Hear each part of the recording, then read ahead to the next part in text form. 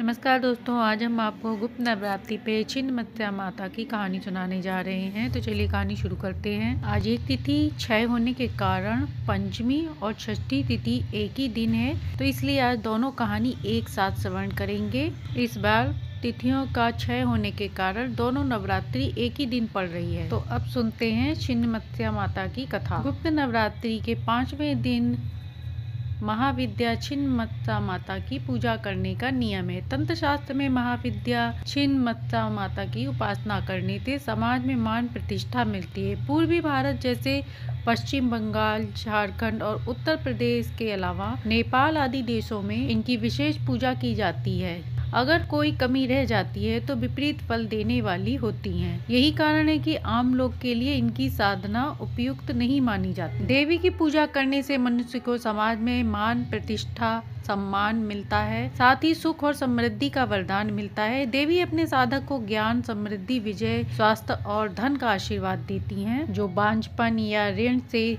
संबंधित या यौन संबंध से समस्याओं का सामना कर रहे होते हैं, उनको इनकी उपासना करने से सहायता मिलती है। माँ छिन्नमस्या माता की पूजा, इनकी पूजा करने से समृद्धि और लंबे जीवन के साथ साथ और भी अनगिनत लाभ होते हैं। देवी छिन्नमस्या माता चिंतापूर्णी का स्वरूप माना गया है। शिव पुराण और मार्कंडेय पुराण में इस बात का वर्णन मिलता है कि माता ने राक्षसों का संहार कर देवताओं को उनसे मुक्त कराया था। देवी चिंतापूर्ण माँ का स्वरूप है, इसलिए इनकी पूजा कई अर्थों में उनके भक्तों के लिए फलदायी होती है। चिंता को हर कर देवी अपने भक्तों के सभी संकटों को दूर करती हैं, साथ ही सभी प्रकार की सिद्धियां भी प्रदान करती हैं। देवी का इसलिए व्रत करना और उनका विधि विधान से पूजन करना बहुत शुभ माना गया है। देवी माँ अपने गले में हड्डियों की माला धारण करती हैं। इनकी पूजा नवरात्रि के अलावा दीपावली के दिन भी करना शुभ माना जाता है। इनकी पूजा शुक्रवार के दिन भी की जा सकती है। माता की कथा इस प्रकार है। एक बार देवी पार्वती हिमालय भ्रमण कर रही थी। उनके साथ उनकी दो सहेलियां जया और विजया भी थीं। हिमालय पर भ्रमण करते हुए वह हिमालय से दूर आ निकली। मार्ग में सुंदर मंदाकिनी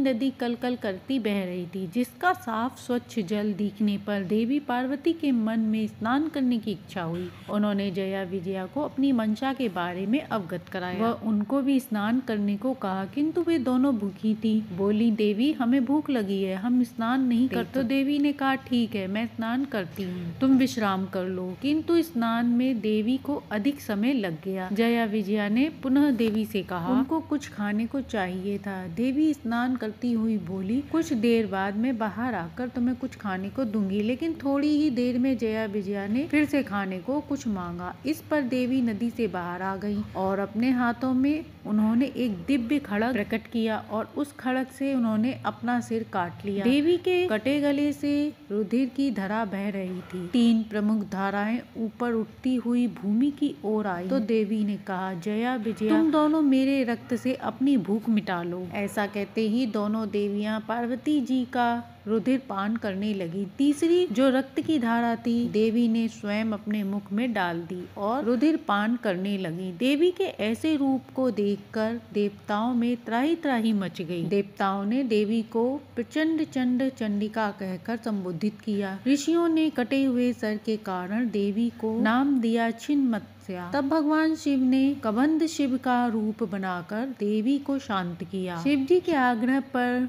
पुनः देवी ने सौम्य रूप बनाया। नाथ पंथ सहित बौद्ध मतावलंबी भी देवी की उपासना करते हैं। भक्त को इनकी उपासना से बहुत सुख, संपदा, वैभव की प्राप्ति होती है। वाद विवाद में विजय, शत्रुओं पर जय, सम्मोहन शक्ति के साथ साथ अलौकिक संपदाएं प्राप्त होती हैं। इनकी सिद्धियां हो जाने पर कुछ पाना शेष नहीं रह जाता। 10 महाविद्याओं में प्रचंड चंड नायिका के नाम से वह वीर रात्रि कहकर देवी को पूजा जाता है। देवी के शिव को कबंध शिव के नाम से पूजा जाता है। देवी शत्रुनाश की सबसे बड़ी देवी है। भगवान परशुराम ने इसी विद्या के प्रभाव से अपार बल अर्जित किया। शास्त्रों में देवी को ही प्राण तो हिष्णी कहा गया है। देवी की स्तुति करने से देवी की अमोघ कृपा प्राप्त होती है। गृहस्थ साधक को सदा ही देवी की सौम्य रूप में साधना पूजा करनी चाहिए। देवी योगमयी है, ध्यान समाधि द्वारा भी इनको प्रसन्न किया जा सकता है। देवी की मूर्ति पर रुद्राक्ष, नाग केसर व रक्त चंदन चढ़ाने से बड़ी बाधा भी नष्ट हो जाती है। महाविद्या छिन्नमस्ता माँ के इन मंत्रों से आदि व्याधि सहित बड़े से बड़े दुखों का नाश संभव है। मालती के फूलों से होम करने पर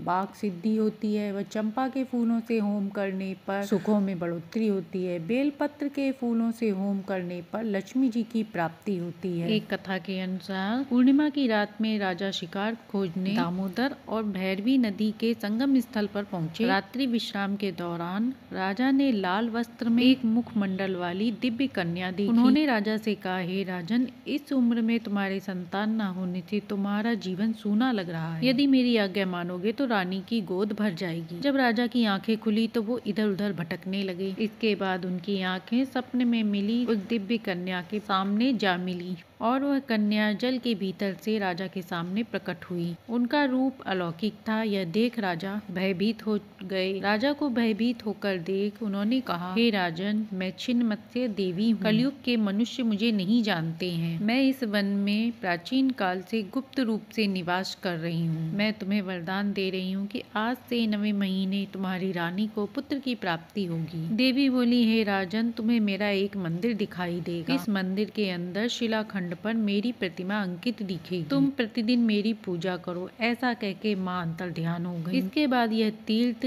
रजरप्पा के नाम से विख्यात हो गया। अब सुनते हैं त्रिपुर भैरवी माता की पूजा की कहानी। गुप्त नवरात्रि के छठे दिन महाविद्या माँ त्रिपुर भैरवी की पूजा की जाती है। माँ भैरवी के तरह तरह के भेद बताए गए हैं। त्रिपुर भैरवी, चैतन्य भैरवी, सिद्ध भैरवी, भुवनेश्वर भैरवी, संप्रदा प्रत्न भैरवी, अमलेश्वरी भैरवी, कौलेश्वर भैरवी, कामेश्वरी भैरवी, विद्या भैरवी, रुद्र भैरवी, भद्र भैरवी और शुद्धता भैरवी आदि। इन माता की 4 भुजाएं और 3 नेत्र हैं। इन्हें षोडशी भी कहा जाता है और इन्हें विद्या भी माना जाता है। इनकी उपासना करने से योग्य संतान की प्राप्ति होती है, आदमी के व्यापार में वृद्धि होती है और व्यक्ति संसार में धनवान बन के जीवन यापन करता है। इनकी पूजा में चमेली के तेल का दीपक जलाकर, गूगल दीप जलाकर माँ को सिंदूर का तिलक लगाया जाता है। माँ को लौंग बताशे का भोग लगाने के बाद लाल पुष्प भी अर्पण किए जाते हैं। इनको भोग में काले चने और हलवा का भोग लगाया जाता है, साथ में कुछ दक्षिणा रखकर जिसको दान अगले दिन कर दिया जाता है। पौराणिक कथा के अनुसार जब काली माँ को अपना गौरव वर्ण प्राप्त करने की सूझी तो वो अंतर ध्यान हो गई। उधर भगवान शिव उन्हें अपने समक्ष नहीं पाते हैं तो व्याकुल होकर उन्हें ढूंढने लगे। तभी वहाँ देवऋषि नारद पहुँचे और कहने लगे। तब देवऋषि नारद ने उन्हें उनका बोध कराया और कहा, सुमेरु पर्वत के उत्तर पर दर्शन हो सकते हैं। तब भगवान की आज्ञा से नारद जी देवी को खोजने वहाँ गए। तब देवऋषि नारद ने देवी के आगे शिव जी से विवाह का प्रस्ताव रखा। यह प्रस्ताव सुनकर देवी क्रोधित हो गई और उनके विग्रह से एक अन्य देवी प्रकट हुई। इसी छाया विग्रह को त्रिपुर भैरवी के नाम से जाना जाने लगा, जिससे रक्त की धारा बहती रहती है। देवी का मुख डरावना और भयावन है। भूत प्रेतों की तरह माता का दिव्य रूप है। माता भैरवी अपने इस रूप से भयंकर प्रतीत होती है क्योंकि वह अपने गले में मुंडों की माला पहने होती है। त्रिपुर भैरवी काल भैरव के साथ जुड़ी हुई है, जो जीवित और मृत अवस्था में मनुष्य को उनके कुकर्मों के अनुसार ही फल देती हैं। वे भयानक और उग्र स्वभाव की हैं। काल भैरव स्वयं भगवान शिव के ऐसे अवतार हैं जिनका संहार से गहरा संबंध है और यमराज जी से भी संबंध है, क्योंकि किसी आत्मा को यमराज जी और धर्मराज जी द्वारा ही दंडित दिया जाता है। त्रिपुर भैरवी, काल भैरव, यमराज जी भयानक स्वभाव के हैं, जिन्हें सभी देखकर भय से विमुख हो जाते हैं। आज के दिन जो भी भक्त उपवास करते हैं उन्हें सुबह जल्दी स्नान करके हाथ में जल पुष्प लेकर माँ त्रिपुर भैरवी की पूजा आराधना अवश्य करनी चाहिए। फिर धूप दीप जलाकर पूजा करनी चाहिए। इसी के साथ दुर्गा सप्तशती का पाठ भी करना चाहिए। इसके बाद कपूर से आरती करनी चाहिए। इस तरह माता की पूजा आराधना से सभी कष्ट दूर होते हैं। तो ये थी 5वें और छठी नवरात्रि की कहानी, जिसे सुनने से सुख सौभाग्य में वृद्धि होती है। कहानी अच्छी लगी हो तो लाइक एंड सब्सक्राइब करें।